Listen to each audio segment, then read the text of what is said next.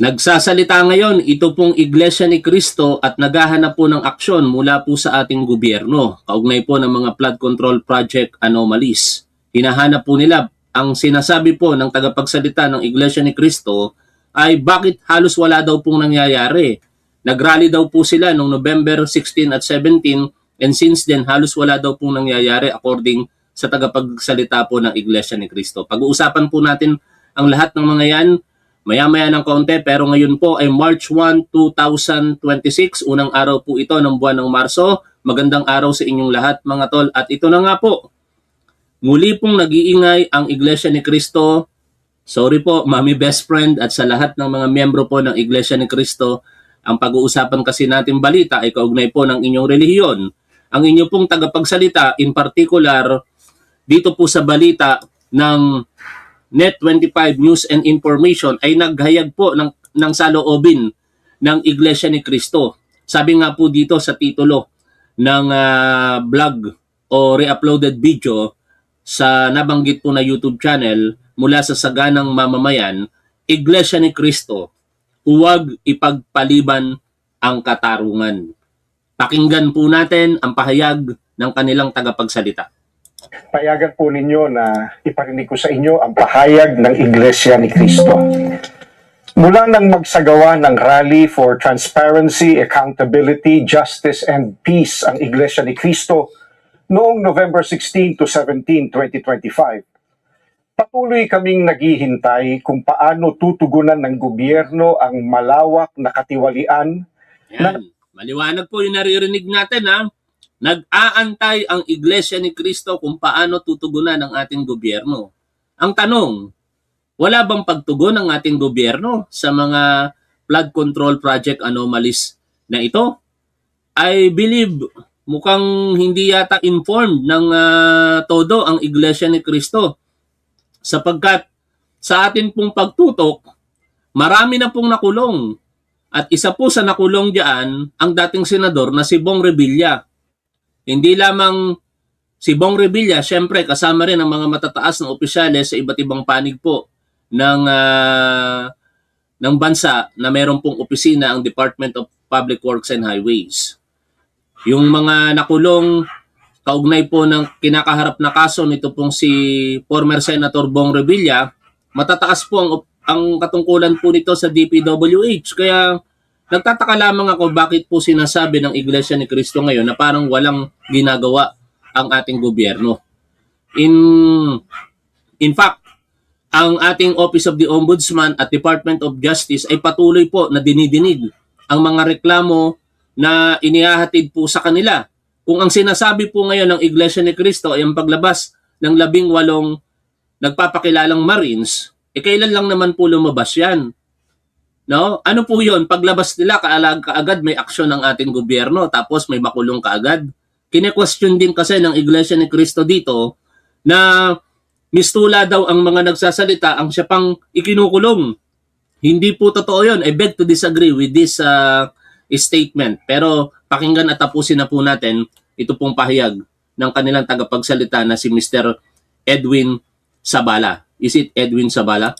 No? Edwil Sabala. For Transparency, Accountability, Justice, and Peace ang Iglesia ni Cristo noong November 16 to 17, 2025. Patuloy kaming naghihintay kung paano tutugunan ng gobyerno ang malawak na katiwalian na naganap sa ating bansa. Mahigit 3 buwan na ang lumipas, subalit wala pa ring natatanaw ang mga mamamayan na kalutasan sa napakalaking pangungulimbat sa kaban ng bayan. Kalutasan, ibig sabihin, ano ba yung ibig sabihin? Solusyon, di ba? Sa madaling pangunawa, solusyon. Ka Edwil Sabala, kung solusyon ang inaantay ninyo, hindi po ganun kadali yun. Yung mismong sinusuportahan ninyo na politiko na si Vice President Sara Duterte ang nagsasabi na kinakailangan ng at least 25 years para maresolba ang mga problema na kinakaharap sa ating bayan. Ano po, sa loob lamang ng isang iglap o ilang buwan, gusto nyo kaagad solusyon? Gusto nyo kaagad talagang totally resolve ito pong problema na kinakaharap po ng ating bayan? Hindi po yun mangyayari. Pero dapat ang mas tinitingnan ng Iglesia ni Cristo dito mga tol, kung ano talaga yung kasalukuyang ginagawa ng ating gobyerno. Hindi po nagpapabaya ang gobyerno. Ang ating ombudsman kumikilos, ang ating Department of Justice patuloy sa kanilang pag-iimbestiga. Ang mga senador na nasasangkot ay nagsumiti na ng kanilang mga kasagutan at ito ngayon ay nasa punto na ng pagdetermina kung ito po ba'y aakyat sa korte o hindi. Merong prosesong sinusunod. Siguro alam na alam nyo naman po yan. At kung ang hinahanap po ninyo, paglaban sa korupsyon, siguro kino-call out nyo din dapat ang opisina ng Vice President, partikular si Sara Duterte. Kasi si Sara Duterte mismo ay nasasangkot sa di umano'y korupsyon. Kung kayo'y nagtatanong sa ating gobyerno, sana minamarapat nyo ring tanungin kung ano naman ang mga kasagutan sa mga ipinupukol na aligasyon, akusasyon kay Vice President Sara Duterte. At sa halip ng mga salarin ang hanapin at usigin, ay ang mga nagbibigay ng impormasyon at tumitestigo laban sa kanila ang kinakasuhan at ginigipit. Kung kaya't hanggang ngayon, ay hindi pa natutunton ang sinasabing mahigit na 1 trilyong piso na inilaan sa mga flood control projects at iba pang pagawaing bayan. Sapagkat, ang hinahanap ng mga dapat mag-imbestiga ay ang mga pangyayaring maaaring magamit para mailihis sa iba't ibang issue ang problemang ito. Hinihintay ng mga Pilipino ang sinasabi ng Senate Blue Ribbon Committee Chairman na we will go where the evidence lead us. Ngayong may mga lumalabas na pahayag na mula sa mga sangkot, kabilang ang umano'y nagpadala ng mali-maletang pera. On that regard, i-formally address nyo yan sa Senate Blue Ribbon Committee. No? Not only dito sa Administrasyong Marcos. Kasi magkaiba yung sangay ng gobyerno na tinutukoy ninyo eh. Babanggitin nyo dito in particular ang Senado. Tapos ang paghahanapan nyo ng solusyon, ang gobyernong Marcos na nasa ehekutibo. Tingnan ninyo yung pagkilos ng bawat branch ng ating gobyerno. Ang lehislatibo, may sarili po silang mandato at independent po yan sa mandato na ipinagkaloob sa ehekutibo. Uulitin po namin, ang ehekutibo sa ilalim ng ating Pangulong Bongbong Marcos, nandyan po ang Department of Justice, kumikilos po ito. Alamin po ninyo, marami po kayong tao o mga kakilala sa Department of Justice. Siguro naman hindi po lingid sa inyong kaalaman kung paano po gumagalaw ang proseso sa DOJ. Ang Ombudsman, which is independent body, hindi po ito saklaw ng anumang branch ng ating gobyerno. Independent body po ito na pinamumunuan ngayon itong si Ombudsman Boyong Remulla. Patuloy po itong kumikilos. Ngayon kung sinasabi ninyo na parang hindi pinapansin ang 18 nagsasalitang ex-Marines o nagpapakilalang ex-Marines, nagkakamali po kayo. Tinanggap na po ng Office of the Ombudsman yung kanilang sinasabing mga pahayag. At ito po ngayon ay nasa pagsusuri ng Office of the Ombudsman. But unfortunately, may pagdududa po sa 18 na yan ang mismong ombudsman po natin na si Boyong Remulla.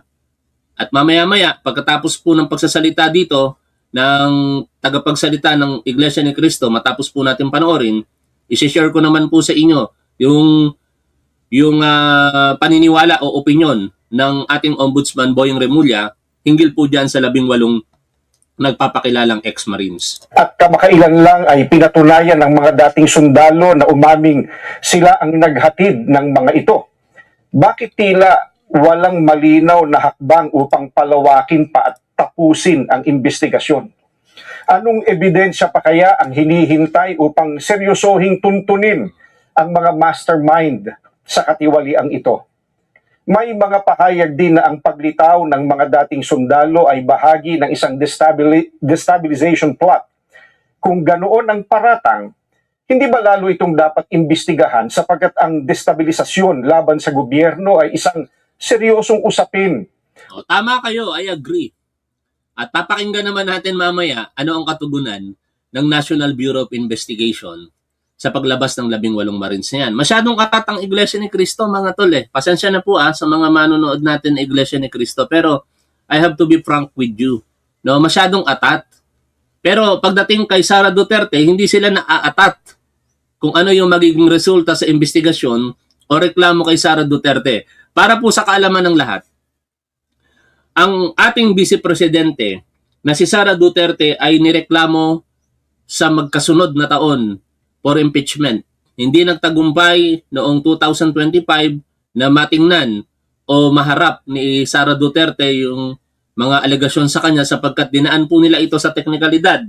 Inakit po nila sa Korte Suprema, excuse me mga tol, inakit po nila sa Korte Suprema ang issue for technicalities at pinanigan po sila ng Korte Suprema. Pero sinabi na rin mismo ng Korte Suprema na hindi po nila nililinis, hindi po nila pinapawalang sala si Sara Duterte bagkos teknikalidad lamang. Sumunod daw sa proseso dapat ng House of Representatives.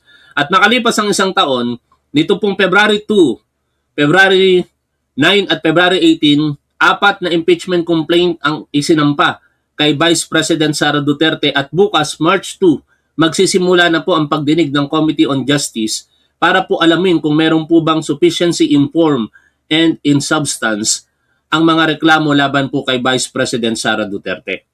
Pero, babalik tayo sa Iglesia ni Cristo.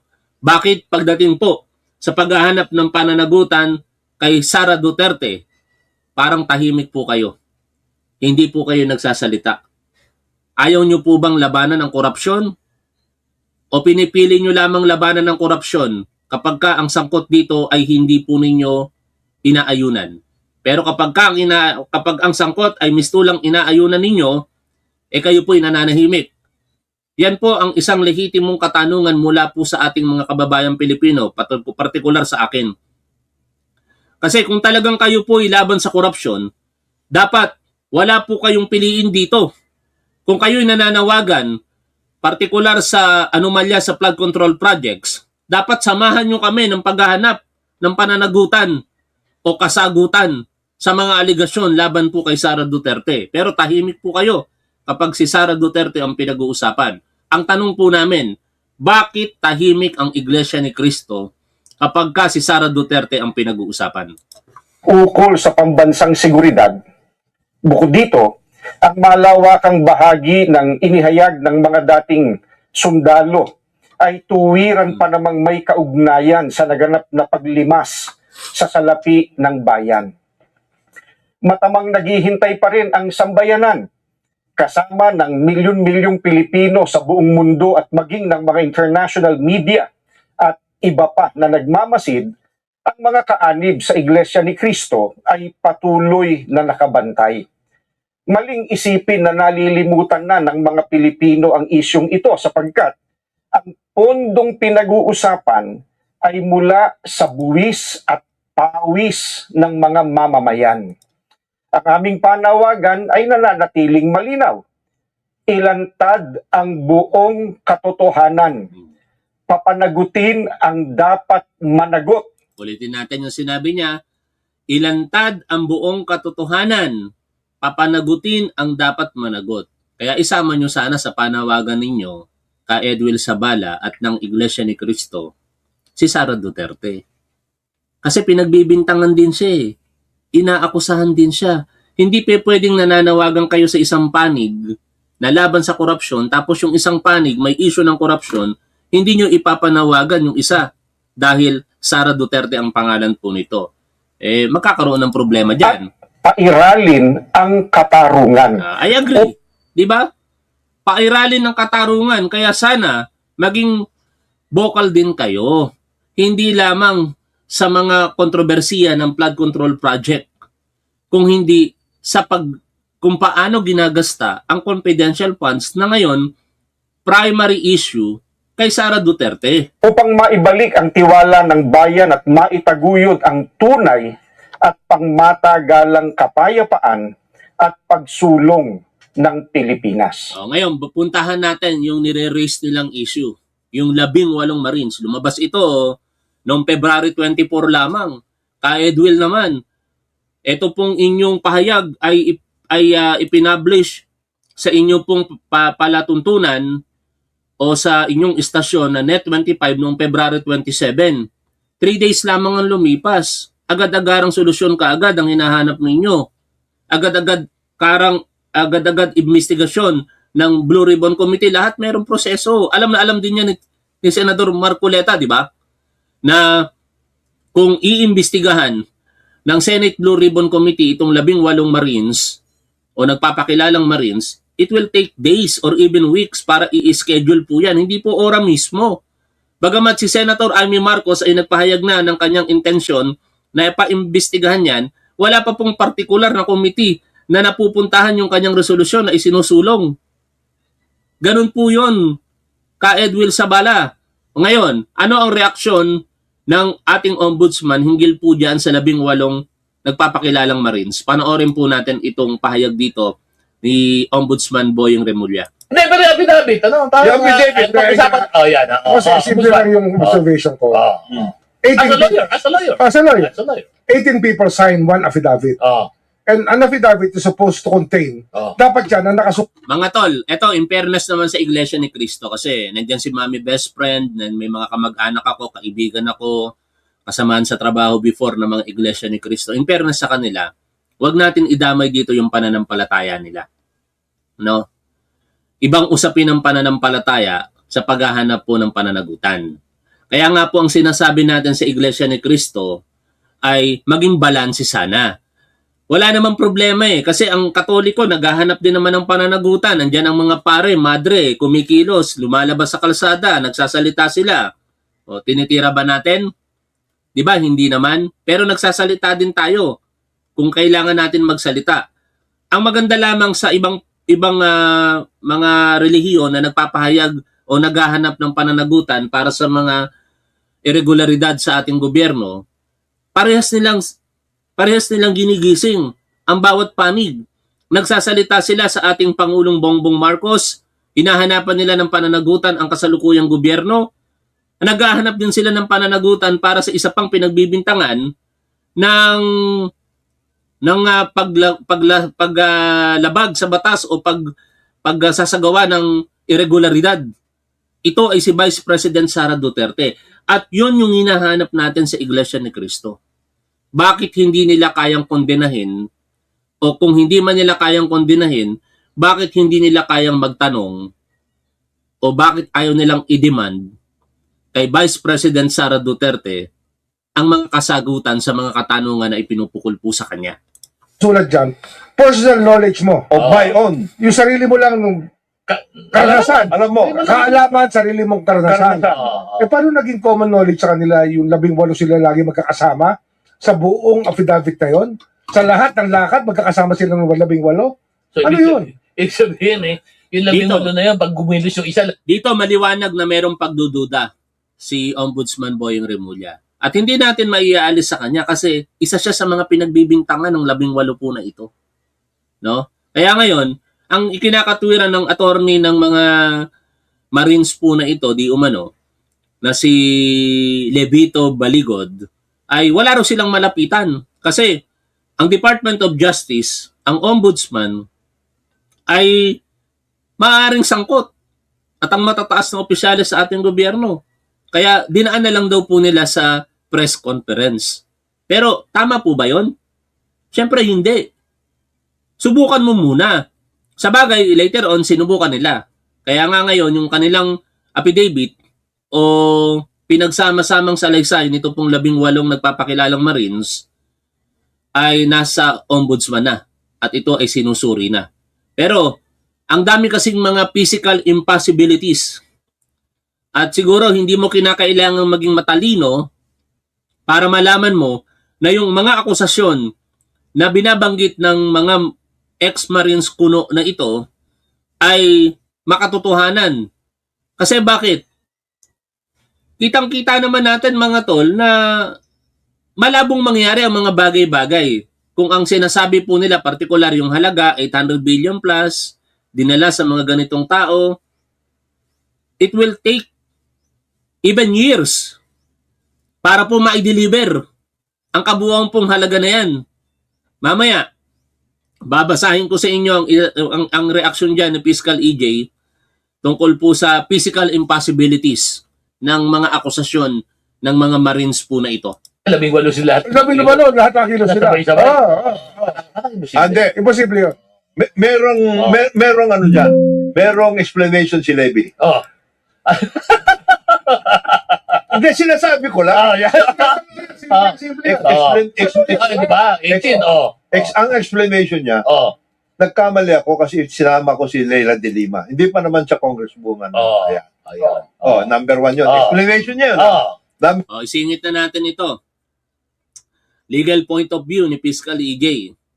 Yung yung physical impossibility or operational improbability ang ginamit na term dito. Ayon sa sarili nilang claim, 20 maletas per delivery. 4 deliveries per week. 130 weeks from September 2022 to early 2025. That's 10,400 maletas. Pero some claims that ito po ay around 13,000 maletas. Pero sa computation na ginawa ni Fiscal EJ, base po sa binasa natin na kanilang claim, again, 20 maletas per delivery, 4 deliveries per week, 130 weeks from September 2022 to early 2025. Ang computation, a total of 10,400 maletas. Let's say, 1 maleta carries 48 million pesos in 1,000 peso bills. And take note, may bundles of 500 peso bills pa sa pictures, which means mas bulky pa. That's roughly 48 kilograms per maleta. 10,400 maletas times 48 kilogram is 499,200 kilograms. That's nearly 500 metric tons of cash. Hindi ito maliit na bagay. That's the equivalent weight of hundreds of SUVs or multiple fully loaded cargo trucks. Sa ganitong volume of cash that was moved repeatedly into high security locations like Forbes and Aguado 3 to 4 times every week for over 2.5 years, there should be independent evidence to corroborate such claim. Yon ang problema. Nasaan ang mga additional evidence ninyo para sigundahan ang inyong mga claims? Why? Dahil hindi pwedeng invisible ang ganitong operasyon. Movements at that scale would necessarily leave traces such as village security logs, CCTV footage, vehicle entry records, checkpoint inspection records, and neutral witnesses like guards, drivers, and staff, especially Aguado or Malacanang grounds, which is one of the most secured compounds in the country. Every vehicle and visitor is logged, monitored, and screened. If these deliveries really happened regularly for years, there should be institutional records confirming them. If those records do not exist or worse, contradict the claim, then the issue is not just credibility. It becomes an evidentiary gap. Ito nga, o sa isang picture, although this was loaded onto a plane, need pa ng 3 katao para buhatin ng isang maleta sa ganyang kabigat, tapos 2 maletas pa, loading and unloading them would indeed be very exhausting. Yon yung pinupunto dito mga tol, na napaka-imposible ng mga claim ng 18 Marines po na ito. And nandyan pa, idagdag na natin, kailan sila nagsimula kay Saldico. Dapat kasama rin yon sa kanilang mga statement para mas maging kapanipaniwala. Hindi lamang yung kanilang pahayag na halaga ng pera, kung hindi lahat ng mga maaaring ebidensya na idagdag para po paniwalaan sila ng publiko. Kaya dito sa programa ng executive session kung saan co-host ito pong si Ombudsman Boying Remulla, kasama ng kanyang mga kasama dito, nagdududa sila. Napaka-imposible kasi ng mga claims. Tuloy po natin ang pakikinig dito. Number 2, itong mga ito, mga bodyguard ni Saldico to. So, every so often, nagagamit sila na nagdadala ng ganito, etc. etc. Ang tanong sa kanya, alam mo ba kung anong ibig sabihin ng 805 billion? Ha? na sa maleta na sinasabi mo. 13,000 na maleta yan, ha? Nasaan yung mga 13,000 na maleta yan? Ganun ba karami ang maleta dito sa Pilipinas na ganyan kalalaki? Hindi yun. 1,000 o 1,300? 13,000. Ito nga siya sabi ng ombudsman doon pa lang yun sa affidavit pa lang, tama, di ba? Kasi Ombudsman. binanggit ako ron eh. Binanggit ka ba doon? Oo. Nabanggit siya. Kasi nag-meeting daw kami sa Bel Air. ICC prosecutor ang kamiting niya. Ano, may 18 abogado? Oo. 18 Witness? sundalo, nandun, may witness. Parang medyo... It never happened. Di ba? At saka pag labing Ano naging personal knowledge yun? Ano ba tawag dyan? Pero sa kabila niyan, tinanggap pa rin ng ombudsman kasi trabaho nila yon. Hindi porket binabanggit ang dating Secretary of Justice, ngayon Ombudsman Boyong Remulla, ay hindi na pagtutuunan niya ng Office of the Ombudsman. On that regard, tayo naman po ay nananawagan sa Office of the Ombudsman na maging transparent po dito. Kasi mahirap pong paghinalaan na ang ombudsman pinagtatakpan ng investigasyon tungkol po dito. Kahit nagdududa si Ombudsman Boyong Remulla, dapat makita po ng publiko kung paano po ito imbestigahan ng ombudsman at sa pamamagitan po ng pag-scrutinize sa affidavit ng mga nagpapakilalang Marines na ito, mailahad nila yung mga kinakailangan detalye na malaman ng publiko, lalong-lalo na kung ito po ba ay may sapat na basihan o pawang gawa-gawa lamang o kwento ng mga nagpapakilalang 18 Marines na ito.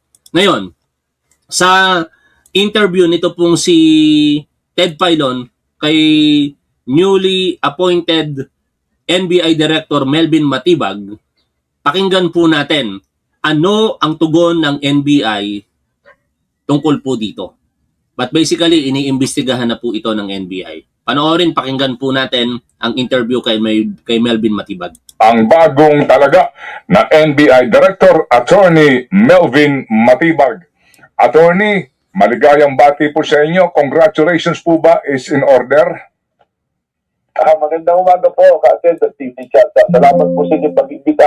Okay naman po, congratulations, pero samahan nyo na rin po ng best wishes and good luck po. Amen, amen. Sige po. Unahin ko lang po, Attorney, sorry po kasi may pahayag po si Yusek Claire Castro, baka napanood niyo po yung kanya pong pagharap sa media. Dito po sa affidavit, pinagsamang sinumpang salaysay ng 18 mga dati umanong sundalo at sinasabi na bahala na ang NBI na mag-imbestiga dyan. Hindi na kinakailangan pang utusan sa umano ay pagpapakalat ng fake news. So, paano niyo tinatangkilik ito pong pinagsamang sinumpang salaysay na inilabas po nila Attorney Baligot kamakailan lamang?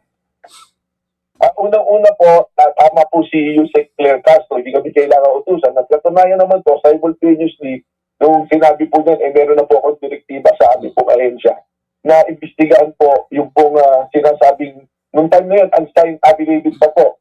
Hindi ba Napapakinggan niyo po ba ito ka Edwil Sabala, ang tagapagsalita po ng Iglesia ni Cristo? Umaaksyon po ang gobyerno sa sinasabi niyo pong 18 Marines. No? Sinasabi nga po ngayon dito ng NBI Director na hindi pa nga ito nakapirma ang mga nagpapakilalang witness po na ito. Pero umaaksyon na sila. Kaya konting intay lamang. Yun lang naman ang sinasabi natin dito eh. Huwag kayo masyadong atat. No? Ngayon, kung talagang hindi nyo maiwasang maging atat, maging atat din kayo sa paghahanap ng katarungan, paghahanap ng pananagutan, sa di umano'y ibinibintang dito kay Sara Duterte na paglustay ng pondo ng bayan. Maging balanse po sana kayo.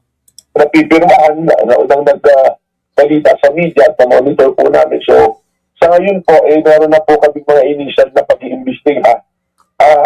Ang una po dyan, tingnan po natin yung mga personalidad, yung personal circumstances po nila. Dahil may iba-iba pong lumalabas na report, mga hindi pa na Marines, may mga kwento po na sila ay hindi naman kasama dun sa grupo. So doon po muna tayo at tingnan din po natin sino ang nasa likod nito, bakit naglalabas ng ganitong mga payat. At syempre po, we will also look into the allegation. Pero bago po doon sa allegation, at titingnan po muna natin dito ay yung mga personalidad. Kung ano ba talaga ang pinanggagalingan at pinagpapasihan po ng kanila pong mga pahayag. Ayun. So, dalawang bagay ito mga kapatid, ha? Dalawang bagay po sa mga nagbabakbakan na ngayon na maaga nakikinig sa ating programa. Alam niyo na, attorney, no? Itong mga kung kanino kumakampi, magkaibang panig yan. So, sinasabi, dalawang bagay. Aspeto yung aligasyon, laman ng affidavit. That's one, right? Opo, tama po. And then yung pangalawa, sino ang nasa likod ng affidavit na to? Yung mga may gawa nito at ang nasa likod nila. Yan ang dapat malaman natin. Hindi lamang yung sinasabi ka Edwil Sabala ng 18 Marines po na ito. Kayo na rin mismo ang humugot sa inyong statement na may pagdududa o pag-akusa sa mga ito na tangkang destabilisasyon. Kaya samahan nyo kami, no? Mag-antay tayo. After all, February 24 pa lamang sila lumabas. Anong petsa po ngayon? O nung binanggit nyo po yung inyong statement, February 27. 3 days lamang ka Edwil Sabala. Gusto nyo ora-urada, magkaroon kagad ng pagdinig dito ang Senado? Tapos, maresolba kagad dito ng gobyerno? Kakaiba naman po yata talaga ang gusto ninyo. Okay. Sige. Sa dalawang aspetong yon, ano mas matimbang? Well, pareho pong matimbang yan, kasamang te. Pero bago po tayo dumating doon sa veracity, katotohanan ng sinasabi, tingnan po muna natin sino yung mga nagsasabi. Tama. Pero halos simultaneous po natin gagawin yan. Mhm. At sa katunayan, kasamang te, pasensya na lang, hindi ko pa pwedeng maibibad sa dahil kinukumpleto namin. Meron na po kaming mga initial findings just yesterday. Oh, Ano po? ano? Pati po yung mga sasakyan ginamit, Oh. sino ang nag-research sa Club Philippines. Kaugnay po niyan, ha? Ang statement ni dating Senador Antonio Trillanes, ang isa sa sasakyang ginamit ng quote-unquote 18 Marines na ito ay nakarehistro sa pangalan ng asawa ni dating Congressman Mike Defensor. At ito po ay hindi nila tinanggi. Bagkos, inamin na nga po nitong si Mike Defensor na totoo yung impormasyon na yon at sa logistic lang daw po sila tumulong. Pero sinasabi ni Mike Defensor na wala daw siyang kinalaman sa affidavit ng mga Marines po na ito. At yan ang dapat malaman ng NBI kung totoo ba ang sinasabi ngayon nitong si Mike Defensor. Kasi nung una, total denial sila eh. Wala daw silang alam. Nung lumabas ang ebidensya na asawa niya pala nakapangalan yung isang sasakyan, napaamin siya. Eh baka sa susunod, may iba pang aaminin yan. Kaya umaasa tayo sa bagong NBI Director na si Attorney Melvin Matibag na talagang magdidig deeper dito. At hindi lamang yung nilalaman ng affidavit nila ang titingnan, kung hindi, pati na rin kung sino yung mga taong nasa likod nito. Dahil kung ito po ay ginawa ng mga taong sabihin na natin previously naghangad na matanggal si Pangulong Bongbong Marcos sa posisyon, malinaw po ito na destabilization attempt po ito. At yan ang aabangan natin kapag finally inilabas na ng NBI yung sinasabi po nilang resulta ng investigasyon tungkol dito. Pero intay-intayin natin ka Edwil Sabala. Wag po tayong atat. Hindi mo, parang yung pagkaka-organisa po at ino-obserbahan po ng aming team, pati yung mga lumalabas na video kung paano po. At Okay. kung ano po yung motivasyon. At sasabihin ko na rin po, ako po ay hanga doon, nakikinig po ako sa programa nyo kahapon, para po kayong, pwede po kayo sa NBI, sa way na inimbestigan nyo po examine si Atty. Balicol eh. Parang gusto namin kayo isama sa team para po may magaling magtanong katulad nyo. Ito. May sideline ka na. Hindi. Si Attorney Melvin talaga. Attorney Melvin, Natahimik si Ted Filon. Pero sa katotohanan naman mga tol, kahit ang marami sa inyo galit kay Ted Filon dahil kadalasan hindi umaayon ito sa ating paniniwalang politikal, hindi maikakaila na magaling magtanong si Ted Filon. Kaya ina-appreciate din niya ni NBI Director Matibag. At sa atin naman, mahalaga na ang bawat impormasyon, basta sa katotohanan, kahit kalaban po natin sa politika galing ito, paniwalaan natin. Basta katotohanan, ha? Pero kung paninira lamang, dapat po, pasinungalingan natin kung paninira lamang. Sapagkat ang paninira na hindi po nakatindig sa kasinungalingan, baka kinalaunan, maging lason po yan, nasisira po sa ating lipunan. Ganito po, no, attorney. Inamin naman po kahapon sa amin, attorney Baligod, na ang sasakyan ay pag-aari ni Mike Defensor, yung ginamit, no? At meron din po ng mga nag-ambag-ambagan para po doon sa gastusin po nila, etc. So kumbaga, hindi na po tago yun, no? Kung sino yung nasa likod ng mga sasakyan, and most likely, baka mamaya meron kaming interview kay Ginoong Defensor, baka din naman umamin na siya siya ay isa sa mga katulong dito para pangalagaan itong 18 ito. Pero sir, doon po sa punto ng yung content nito, paano kaya, Attorney Melvin, yung content po kaya noong aligasyon, dalawang kasing bagay ito, may kaugnayan doon sa ICC investigators at yung mga sinasabi pong na-deliveran po ng mali-maleta. Dito ho ba, assuming lang po, Attorney Melvin, theoretical lang po ito, no? Assuming na meron kayong duda sa pagkatao o kredibilidad o political affiliation ng mga nasa likod nito, yung ba makakaapekto sa inyo pong impartiality sa content ng affidavit? Well, sabi ko nga po, dalawang bagay. Pagka meron po kasing pagdududa o may mali na ginawa, halimbawa kung may mga kaso na nag-perjury na pala dati yan, it will go to the credibility po. Kasi kahit ipipresita natin sa korte yan, halimbawa tinignan po natin yung aligasyon, meron po tayong isinamat kinasuhan doon, nakasisiguro po tayo na nakita rin po ng depensa ng abogado kung sino man personality dyan, at i-impeach po yung testimony na yan. Okay. Kaya po titingnan yun. So, yun po yung tinitingnan natin. But we will be very, very careful dito. Kung saan po tayo dadali ng ebidensya, doon po tayo pupunta. Kaya lang po, tinitingnan natin yung mga dating pronouncement, yung mga sinabi, kung meron po bago na sinasabi rito, at saan po yung linkages nga. Pero asahan po ninyo, yung dalawang bagay na yan, amin po tinututukan. Tama po kayo, may admission naman ng mga may tumulong, pero it will boil down to the intent po eh. Ano ba talagang intention? Narinig ko po yung pahayag niya sa Balikod na ang tragi daw ng pwedeng mag-investiga ito ay ang Office of the Ombudsman. Eh hindi naman po yata eksakto yun sapagkat ang primary investigation body ay ang National Bureau of Investigation. Pwede rin po nilang idulog dito at tatanggapin po namin sila nang wala pong bias pagpunta niya sa amin. Titingnan po namin yung kanila pong mga testimonya at pupuntahan po namin kung sino po yung mga daong binabanggit doon para atin po. Kaya sa pamamagitan po ng pahayag na yan ni NBI Director Matibag, ka Edwil Sabala, total, kayo po ang nag-raise sa inyong palatuntunan tungkol sa 18 Marines po na ito. Baka pwede po ninyong payuhan sila na magtiwala po sa Department of Justice. Kasi kung hindi po nila dadalhin sa Department of Justice ang reklamo nila, paano po ito magkakaroon ng formal na investigasyon? Although sa ngayon, ginagawa na po ng NBI yung motu proprio investigation, pero much better kung sila po mismo ay pupunta sa DOJ para po humingi ng tulong na maimbestigahan ng issue po na kanilang nire-raise. Kasi baka matulad lamang po ito kay Edwil Sabala sa nangyari kay Orly Gutesa.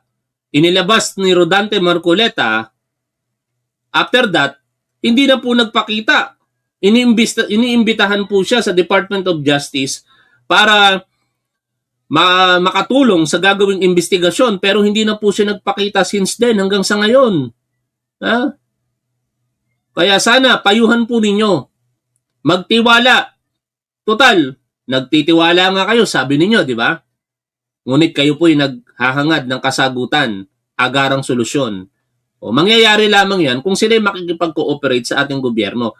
Paano malalaman natin, paano natin makukuha ang agarang solusyon na ninanais ninyo kung yung mismong sinasabi ninyo, binabanggit ninyo sa inyong pahayag, ay ayaw pong magtiwala sa gobyernong ito. Kaya payuhan po ninyo sila. Total, tingin ko naman, kaya po ninyong sabihin yan sa harapan din ng publiko at makiusap sa mga 18 tao po na ito na tiwa-tiwala din kahit paano. Total, sila naman po yung nag-aakusa. Ngayon, kung walang gagawing aksyon ang ating gobyerno, sabay-sabay nating kastiguhin. Ito, maliwanag ko sinasabi ni Director Matibag na sila'y nagsasagawa na ng investigasyon at inihikayat nila ang mga ito na pumunta sa Department of Justice para po makipagtulungan. Tumatanong din.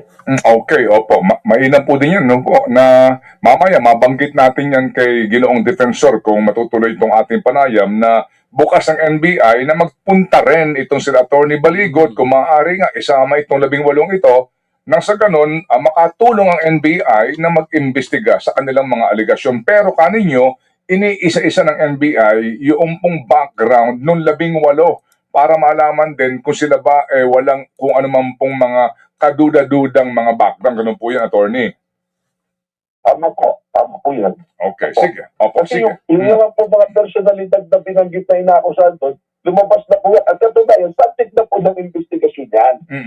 Yan po yung, meron po tayong task force dito kung sa flood control ba yan. Yun po yung pinabanggit nyo nga na yung hindi na daw importante kung saan nanggaling yung pera, yan daw ibinigay. Importante po yun. Dahil kung ang pera galing po sa public funds, meron po malversation of public funds. Kung private funds lang naman po ginamit yun, pwede naman po bribery lang ang magiging kaso. So, meron pong mga detalye. Dapat po ganun yung pagtanggap po natin yan.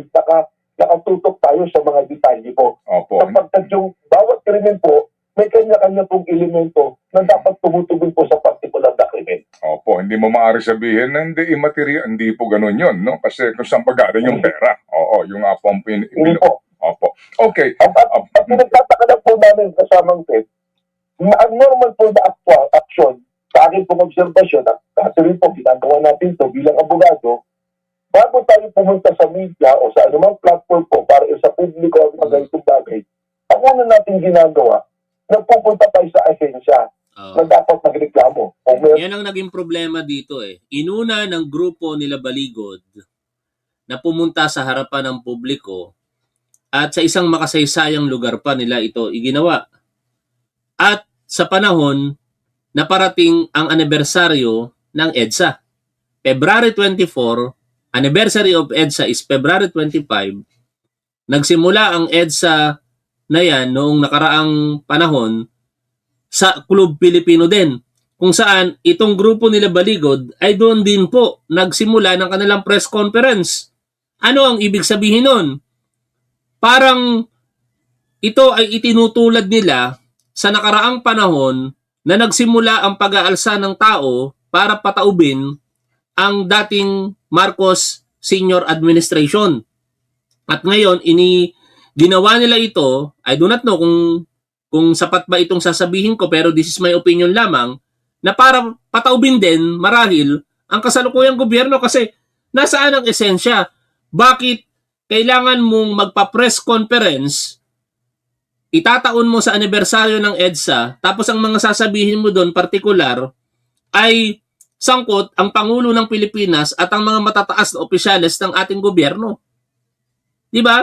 Buti na lamang lumabas po yung issue na mas pinatok ng publiko. Ano yon? Si Norman Mangusin. Di ba? Si Norman Mangusin ay inaresto ng CIDG noong February 24. At siya po ay iniharap ng CIDG sa isang press conference. Mas pinag-usapan po yun ng publiko kaysa doon sa press conference ng 18 Marines po na ito. Kasi bakit? Makikita po ninyo na mas interesado ang tao sa mga makatotohanang bagay. Interesado sila na malaman kung ang mga akusasyon ba ng makagago kay Norman Mangusin ay totoo at interesado silang pagbayarin sa mga sinasabing pangloloko ito pong si Norman Mangusin. Kaya tutok na tutok ang tao ng mga oras na yun kay Norman Mangusin, aka Francis Leo Marcos. Balik tayo dito mga tol. Nabanggit ko lamang kasi ang pinupunto ni Attorney Melvin Matibag, ang ating bagong NBI Director, dapat makipagtulungan kayo. Huwag niyong unahin yung pa-press con. Publicity talaga ang hinahanap ng mga ito eh. Pwede tayong dumanda sa Supreme Court, papunta tayo, saka tayo magtatawag ng press conference o magbabanggit na mga bagay. Kasi po, ang iniiwasan po nga natin dito, dahil yung sinabi po niya, kasamang tip, ay kanya-kanyang tunggalian na. Nagkakaroon po ng chaos, ng disorder eh. Dahil may mga samanta. Ngayon po, in the advent of the social media, ang dami na pong abogado eh. Totoo. Kahit hindi po abogado, may pag-abogado sa sarili. Totoo. Kasi kahit hindi tayo abogado, marunong naman siguro tayong bumasa at umunawa ng batas. Kaya ang nangyayari tuloy, bawat Pilipino nagkakaroon ng kanyang opinion sa mga tinatawag po nating rule of law at due process, which is hindi naman mali. No? Ito, tandaan po natin ito mga tol. Kapag ang isang abogado, I'm not saying na si Attorney Melvin Matibag ganyan, hindi naman siguro ganyan yung sinasabi niya rito, ay sinasabing, ang paniwalaan nyo lamang kapag usaping batas ay mga abogado, wag po kayong maniniwala sa tao na yon o sa abogado na yon. Hindi po monopolio ang kaalaman sa batas. Hindi po pwedeng mga abogado lamang ang nakakaalam ng batas. Eh kung sila lamang ang nakakaalam ng batas, eh bakit nyo pa kailangan i-publish yan? Di ba? Common sense. Ano ba ang essence ng nakalagay sa Civil Code?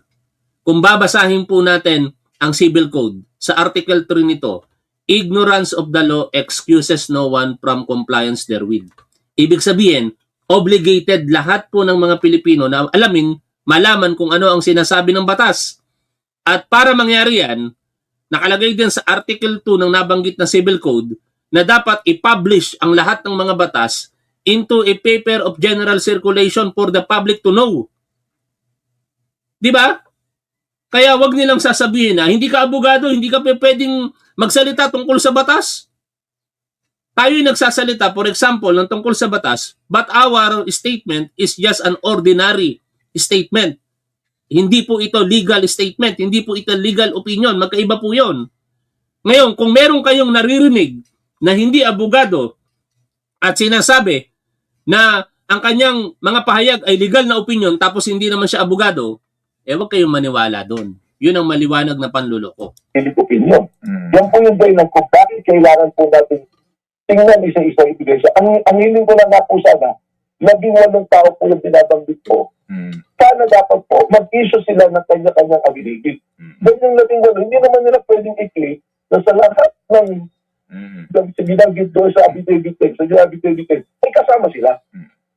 Dapat po kung ano lang yung participation nila, sabihin po nila. Opo. Yung nga din po, no, ating punto, bakit pinagsamang sinumpaang salaysay? And the generalizations nga po, no, yung iba sa mga provision po ng naturang affidavit, bagamat, yun nga, meron din pong katwiran, si Attorney Baligot, sabi niya ito ho lang muna yung pong general recital of facts. Narinig niyo, ano ang yung tugon doon? Hindi po general recital, may mga detalye na puro eh. Sana, binigay mo sa detalye ko, 18 kayo. Specific na nga eh. Kaya sinasabi tuloy ni Attorney Matibag na hindi po general recital of facts eh. In particular, dinamay nga nila dito si Congresswoman Leila de Lima, di ba? Tapos nung napagtanto nitong si Baligod, nagkamali pala ako sa ginawa ko. Kasi imposible nga naman na makakapag-participate si de Lima dahil nakakulong ito. Kailan lang naman ito nakalabas ng kulungan at kailan lang din ito naging kongresista. Di-retract siya ng statement niya. Sinasabi niya ngayon na merong error sa part niya. Pero sapat ba yun? I believe, hindi. Kaya ako yung naniniwala na dapat, kung pwede lang sana, idemanda siya nitong si Congresswoman Leila de Lima. Ang maganda dito, pabor para kay Baligod, mukhang hindi interesado na siya idemanda. Kasi mas marami daw dapat pagtuunan ng pansin, ito pong si Leila de Lima. Sa interview po kay Leila de Lima, ito po yung kanyang pahayag. Pakinggan po ninyo Senator Laila, magandang umaga po. Ay, Congressman Laila, alam mo, nagkamali lang ang daming title eh. Correct. Para magandang umaga, ma'am. Good morning. Good morning, Alvin and Doris. Saka good morning din sa mga nanonood at nakikinig sa programa ninyo ngayong umaga. Opo, nagkamali pala si Attorney Baligod, na nandun kayo sa listahan. Nawawmali. Pero bigla kumambyo din. Kasi nakatanggap pa rin daw kayo ng pera sa... Ito yung pinupunto natin at sinasabi ni Director Matibag na hindi po ito general recital kung hindi specific na eh. Kasi nagbabanggit sila ng mga pangalan. Tapos pamali-mali pa. Isa sa mga maling binanggit nila, si Congresswoman Leila de Lima. Paper bag. Parang ano ba yan? Nagkamali, pero parang binawi din. Ano reaksyon po ninyo?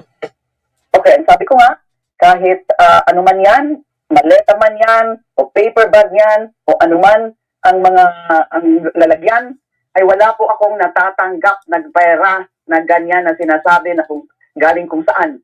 Di ho ba? That's a total lie. Talagang malaking kasinungalingan yan. At ito ay nakikita ko na simula na naman yan sa paninira sa akin, mga kasinungalingan nila tungkol sa akin. Hindi na sila nagsawa. Dati na ako naging biktima ng mga ganyan mga kasinungalingan. Yung mga fact-checking mga testimonya doon sa mga so-called witnesses nung ako ay pinakulong nila for alleged involvement in the illegal drug trading na isang inventong mga kaso. Ngayon na naman, may mga invento na naman ng mga akusasyon na pagtatanggap ng ganyan.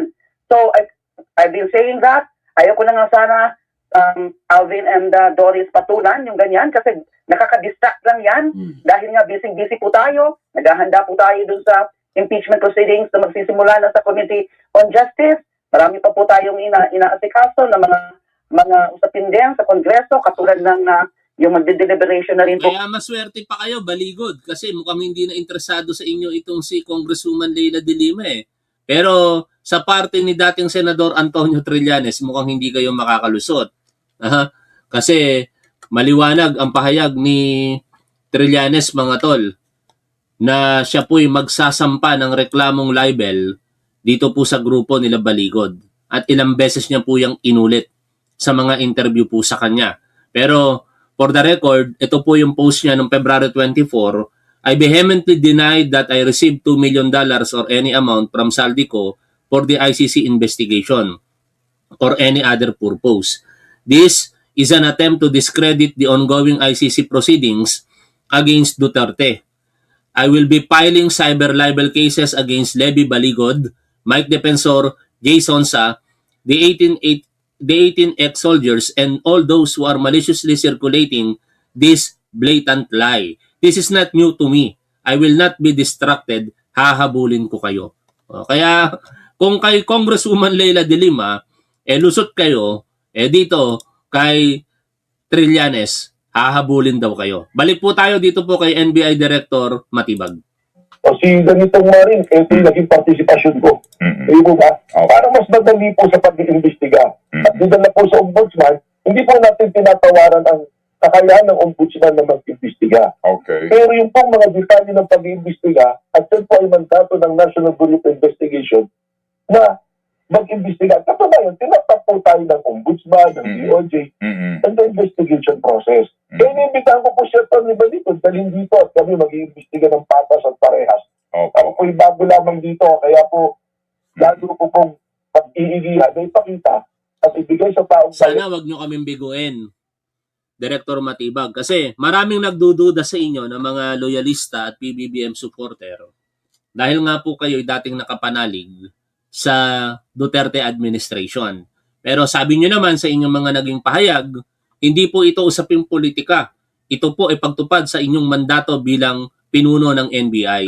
Kaya gawin nyo sana ang nararapat, wala kayong sinuhin dito, lahat ng mga merong pananagutan, sana kakitaan nyo ng ebidensya at syempre, eventually, sampahan po sana ninyo ng mga kaukulang kaso. Napapasok ating pag-iimbestiga. Sabi ko nga, yung mga binanggit naman pangalan is already subject of an investigation on the issue of flood control. Ngayon yung pera, hindi naman po nila niliwanag sa flood control ba galing yan o sa ang pera yan. Yun yung mga gusto namin tanungin na maibigay natin kasagutan po sa ating mga nakikinig sa ating pong buong taong bayan. Okay, sige po. Alright. Attorney, Sir Director, ang Pangulong Marcos mismo nung kasagsagan po nitong pag-iimbestiga sa flood control scandal, si Ombudsman Boying, at maging dati, no, at maging itong DOJ, ang sinasabi lang si Saldico ay tinutugis na. Ito pong affidavit nitong sila 18, si Saldico ang main starring po dito, And then doon din po sa mga nagdaang pagdinig Saldico. Tanong, totoo bang hinahanap ng gobyerno si Saldico? Well, dumating po ako dito, isa po sa mga una ko katado ngayon. Kapit, alam niyo naman po, pang-limang araw ko po ngayong araw na to. Pero isa po sa una kong tinanong, yung po mga high personalities natin, at kasama po si Saldico. Apparently, ang report po sa akin, we applied for a red notice and may mga documents po na ni-require ang Interpol na amin na pong pinugunan at ipapalo po namin kung ano pong kasagutan. So, hinahanap po natin na ang mandato po sa atin ni Pangulong Bongbong Marcos, ang direktiba po niya in line to his directive, hanapin lahat ng mga tumatakbo po sa batas na para kalumutan po nila. Okay, so kasi yung pong aplikasyon for red notice, I think siguro mga isang buwan na yan na sinasabi no ng gobyerno na meron ng application. Paano ho kami maniniwala na totoo yun? Meron bang, sorry po hindi naman nagdududa ho kami, pero hindi maiaalis po yung duda ng ilan kasi nga parang ang tagal na kung red notice yan, bakit sa Interpol, ba't ganong katagal? Opo, na para bagang ang iba, ang turing nga po dito, parang dribble na ang nangyayari dito. Totoo ho ba yan? Nakita niyo ho ba yung mga dokumento na sinasabi nila? Paano kaya, Atty.? Pinapasabit ko po sa akin lang yung mga dokumento. Ayan nyo po, tamang set. Ang commitment ko po sa inyo, once the document is submitted to my office today, balikan niyo po ako at igaharap ko po sa inyo yung mga dokumento po. As long as it's not classified po, at alam niyo naman po, may mga ganun po na. Maganda yung tanong na yan ni Ted Pailon, for fairness, no? Kasi nagtataka din tayo bakit nga ang tagal-tagal na parang ang bagal-bagal ng resulta ng paghingi ng red notice sa Interpol. At sana sa mga susunod na araw, magkaroon na po ng kaliwanagan dyan ang National Bureau of Investigation. O hanggang dito na lamang muna mga tol, sa mga manunood po natin na patuloy pong sumusuporta sa ating gobyerno, sa ating Pangulong Bongbong Marcos at sa ating programa. Maraming salamat po sa inyong lahat. Shout out po. At lagi po nating tandaan kung ano po ang tama at dapat, doon po tayo. Keep safe. See you always. Bye for now mga tol.